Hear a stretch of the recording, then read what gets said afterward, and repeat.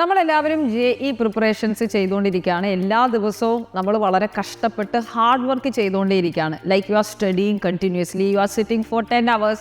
ഒരു 10 മണിക്കൂറോ 15 മണിക്കൂറോ കണ്ടിന്യൂസ് ആയിട്ട് നിങ്ങളുടെ സ്റ്റഡി ടേബിളിലിരുന്ന് മുഴുവൻ സമയവും ലെക്ചേഴ്സ് കാണുന്നു. മേ ബി നിങ്ങൾ മുഴുവൻ ദിവസവും പ്രോബ്ലംസ് ചെയ്യുന്നു, ഓർ മേ ബി നിങ്ങൾ മുഴുവൻ ദിവസവും നോട്ട്സ് ഉണ്ടാക്കാൻ വേണ്ടിയിട്ട് നിങ്ങളുടെ സമയത്ത് ഉപയോഗിച്ചുകൊണ്ടിരിക്കുകയാണ്. ആൻഡ് ഓഫ് കോഴ്സ് ഇതൊക്കെ നമ്മുടെ ഹാർഡ് വർക്കിൻ്റെ ഭാഗമാണ്. കാരണം നിങ്ങൾ മറ്റ് കാര്യങ്ങൾക്കോ മറ്റ് എൻ്റർടൈൻമെൻറ്റ്സിന് വേണ്ടിയോ സമയം കളയുന്നില്ല, മറ്റെവിടെയും പുറത്തേക്കൊന്നും പോകുന്നില്ല. You are always in your study room and doing all these things by your own. പക്ഷേ ഈ ഹാർഡ് വർക്കിനെ നമ്മൾക്ക് കുറച്ചുകൂടിയൊക്കെ പ്രൊഡക്റ്റീവ് ആക്കാൻ പറ്റിയാൽ എങ്ങനെയിരിക്കും? C for example, if you are watching this lecture, അല്ലെങ്കിൽ നമ്മൾ ഏതെങ്കിലും ഒരു ക്ലാസ്സുകൾ കണ്ടുകൊണ്ടിരിക്കുന്നു, ആ ക്ലാസ് ഏതെങ്കിലും ഒരു ചാപ്റ്റർ നിങ്ങൾ പഠിക്കാൻ മേ ബി ഒരു 10 hours സ്ലോട്ട് അലോട്ട് ചെയ്തു എന്ന് വിചാരിക്കാം. ഈ 10 മണിക്കൂർ ലെക്ചേഴ്സ് ഓർ ഓൺലൈൻ ക്ലാസ് നിങ്ങളിങ്ങനെ കണ്ടിന്യൂസ് ആയിട്ട് കണ്ടുകൊണ്ടിരിക്കുക മാത്രമാണോ ചെയ്യുന്നത്? അല്ലെങ്കിൽ നോട്ട്സ് ഉണ്ടാക്കുന്ന സമയത്ത് നിങ്ങൾ ഓരോന്നിൻ്റെയും ടോപ്പിക് ബൈ ടോപ്പിക് നോട്ട്സ് എഴുതിക്കൊണ്ടേയിരിക്കുക, ഇക്വേഷൻസ് എഴുതിക്കൊണ്ടിരിക്കുക, ഫോർമുലാസ് ഒക്കെ നോക്കുന്നു, അതിലുള്ള ഓരോ ഡെഫിനിഷൻസ് നിങ്ങൾ ബൈഹാർട്ട് ചെയ്തുകൊണ്ടിരിക്കുകയാണോ ചെയ്യുന്നത്?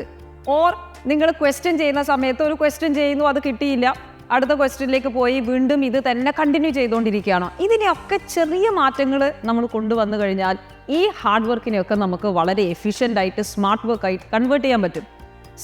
ഞാൻ ഇപ്പോൾ ഒരു ക്ലാസ് കണ്ടുകൊണ്ടിരിക്കുന്ന സമയത്ത്, അല്ലെങ്കിൽ ഒരു ചാപ്റ്റർ ഞാൻ പഠിക്കുകയാണ്, കെമിക്കൽ ബോണ്ടിങ് എന്നൊരു ചാപ്റ്റർ ഞാൻ പഠിക്കുന്ന സമയത്ത് I can split the topic. ഈ ടോപ്പിക്കിൽ ഞാൻ ലെക്ചർ എത്ര സമയം കൊണ്ട് കണ്ടു തീരണം, ഞാൻ അതിൻ്റെ ഷോർട്ട് നോട്ട്സ് എങ്ങനെ പ്രിപ്പയർ ചെയ്യണം, ഇതിൽ നിന്ന് ഞാൻ എത്ര ക്വസ്റ്റ്യൻസ് ചെയ്യണം എന്നുള്ളതിൻ്റെ ഒരു പ്ലാൻ നമ്മൾ ചെയ്ത് കഴിഞ്ഞാൽ ആ പ്ലാനിനനുസരിച്ച് മേ ബി ഒരു 10 hours നമ്മൾ പഠിക്കുമ്പോൾ ആ 10 hours നമുക്ക് വളരെ എഫിഷ്യൻ്റായിട്ട് യൂസ് ചെയ്യാൻ പറ്റും. ഇപ്പോൾ ഞാനൊരു topic for example VSEPR theory അല്ലെങ്കിൽ സ്ട്രക്ചറിൻ്റെ ഡിഡക്ഷനാണ് ഞാൻ പഠിക്കാൻ പോകുന്നത്. കെമിക്കൽ ബോണ്ടിങ്ങിൽ നമ്മളൊരു മോളിക്യൂളിൻ്റെ ഷേപ്പ് എങ്ങനെ പറയണം എന്നുള്ള VSEPR തിയറി പഠിക്കുകയാണെന്ന് വിചാരിക്കാം. അപ്പോൾ ഇവിടെ നമ്മൾ ചെയ്യേണ്ടത് എന്താ? You should know the basic theories. എന്തൊക്കെയാണ് അതിൽ പറഞ്ഞിരിക്കുന്ന പോസ്റ്റുലേറ്റ്സ് എന്ന് അറിയണം. Or if you are studying isomerism, എങ്ങനെയാണ് ഐസോമേഴ്സ്, എന്തൊക്കെയാണ് ഐസോമേഴ്സ് എന്ന് അറിയണം. And then you should have short notes. ഐസോമേഴ്സിൻ്റെ നമ്പർ ഓഫ് ഐസോമേഴ്സ് എങ്ങനെയൊക്കെ കണ്ടുപിടിക്കാം, അല്ലെങ്കിൽ സ്ട്രക്ചേഴ്സ് എന്തൊക്കെയാണെന്നുള്ള ടേബിൾ നമ്മൾ പ്രിപ്പയർ ചെയ്യണം.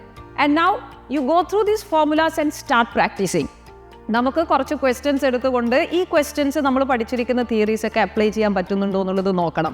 This is how you study efficiently.